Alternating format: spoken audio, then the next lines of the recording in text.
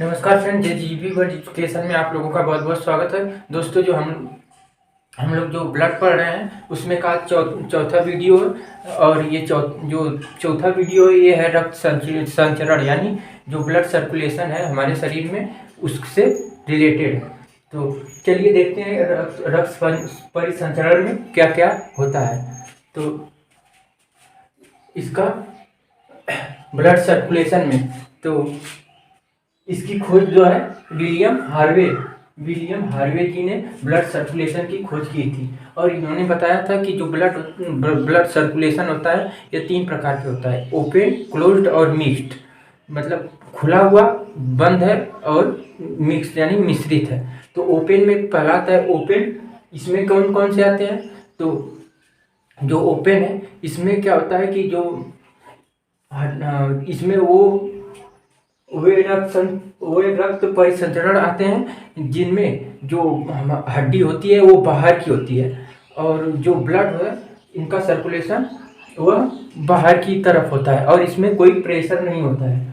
तो वह ओपन में आता है। जैसे घोंघा हुआ, सीप हुआ, शंख हुआ और ये तिलचट्टा हुआ। इन सब में क्या करेंगे कि जो ब्लड रहेगा वह शरीर के अंदर नहीं बनेगा बल्कि इसके ऊपर ही बनेगा। तो इसमें जाहिर सी बात है, अंदर जब ब्लड नहीं रहेगा ऊपर ही बन रहेगा। तो या तो फिर इसमें वाइट तिलचट्टा में जैसे है white colour, white WBC blood जो है बनता है। तो कहने का अर्थ ये है कि इन सब का जो ब्लड है इसमें ना कोई नस होती है, ना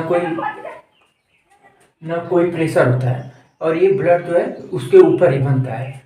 फिर उसके बाद आता है क्लोज्ड। इसमें मानव होता है क्योंकि क्लोज्ड में जो होती है उसके पास नस भी होता है और उसमें प्रेशर भी होता है। तो ये क्लोज्ड रक्त परिसंचरण हो गया। मिक्स्ड में दोनों आएंगे, इसमें दोनों आएंगे, यानी जो मछली होती है उसका देखेंगे तो पूरा शरीर, मतलब शरीर का जो भाग होगा उसमें क्या होगा कि वह ब्लड में जो नसें होती हैं उसमें जो ब्लड है वह परिसंचरण नहीं, यानी रक्त नहीं बहता है, फ्लो नहीं करता है, क्योंकि उसमें भी नस नहीं होती है। और उसकी पूंछ में जो होता है वह जो नस होती है उसके पूंछ में थोड़ा सा होती है, तो जिसके कारण वह ब्लड जो है संचरण करता है उसके पूंछ में, और उसमें प्रेशर भी होता है।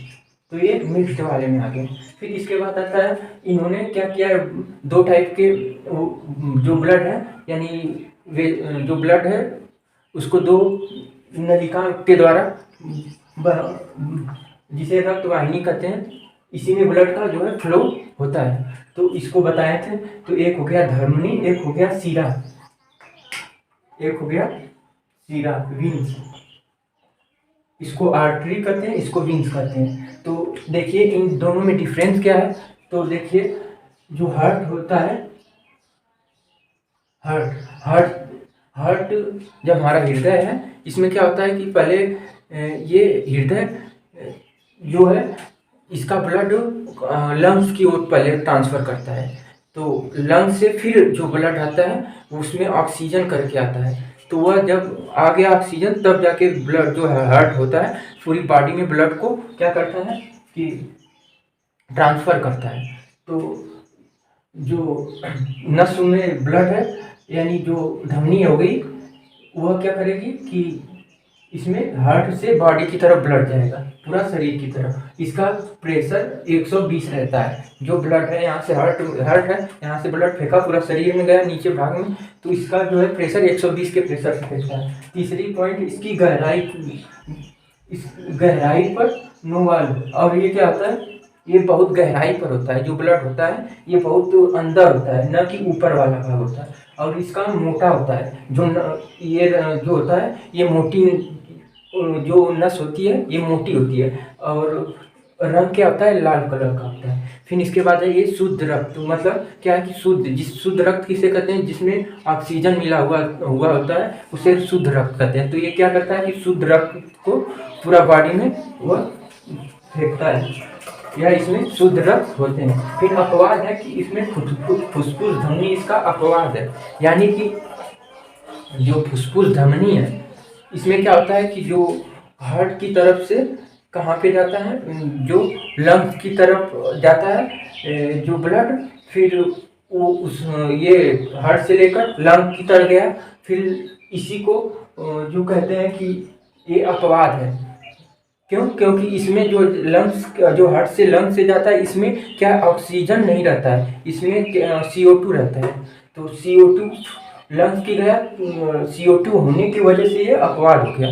फिर इसके बाद आता है सीरा यानी विंस। इसमें क्या होता है कि जो बॉडी से इसका हार्ट की तरफ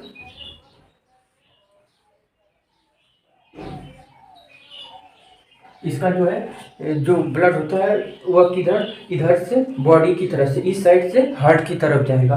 फिर उसमें क्या होता है, प्रेशर कितना का होता है, 80 होता है। फिर इसका क्या होता है, त्वचा के नीचे वाल होता है, यानी जो त्वचा है ये इसके नीचे ये होता है,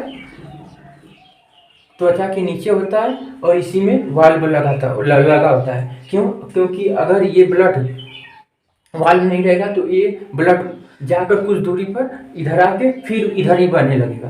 तो इसको क्या करने के लिए, इसको रोकने के लिए यही वाल्व की तरह लगा रहता है, ऐसे कि ये जब ये ब्लड ऐसे जाए तो फिर इसको ये खुल जाता है, ये वाल्व खुल जाता है तो ब्लड इधर जाता है। फिर ऐसे ना होके कि ये ब्लड फिर वापस इधर ही आ जाए। तो इसमें क्या लगा होता है, वाल्व फुफ्फुस शिरा, यानी जब ये फुफ्फुस शिरा कहाँ होती है, जब रक्त हमारे जो रक्त होता है वो हार्ट से जब वो उसमें जाता है, लंग्स की तरफ जाता है, तो फिर ये तो हो गया लंग्स की गया, CO2 लेके गया तो ये फुफ्फुस धमनी हो गई। लेकिन जब वही लंग्स से फिर हार्ट की तरफ आया, हार्ट तो वही हो जाएगा, उसमें क्या हो जाएगा, हार्ट क्या करता है, लंग क्या करता है, हमारे शरीर में जो है ऑक्सीजन देने का काम करता है ब्लड में। तो वह जब इधर आया हार्ट की तरफ तो वह उसमें क्या हो जाएगा, ऑक्सीजन हो गया।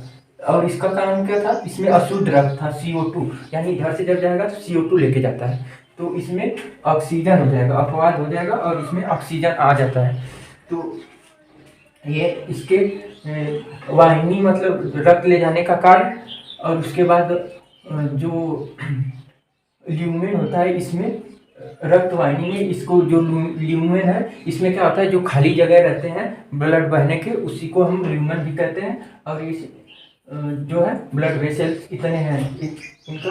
फिर उसके बाद होता है, देखिए कैसे ब्लड सर्कुलेट करता है। तो ये मान लीजिए हार्ट हो गया, हार्ट से महाधमनी की ओर आया, फिर महाधमनी से छोटी धमनी ओर, फिर छोटी धमनी ओर, और उसके बाद केशिका से आया, केशिका के पास, केशिका उसे कहते हैं जहाँ पे त्वचा ब्लड आने के बाद, यानी जो शरीर के भाग में है, यानी ये त्वचा है, तो त्वचा के ऊपर जो ब्लड आ गया त्वचा में, फिर वही हो गया केशिका।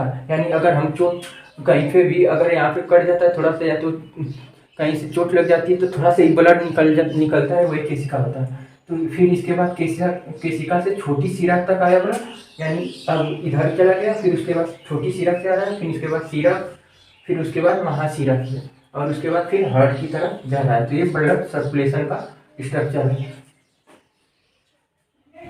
तो अगर वीडियो अच्छा लगे तो शेयर सब्सक्राइब जरूर करिएगा। धन्यवाद।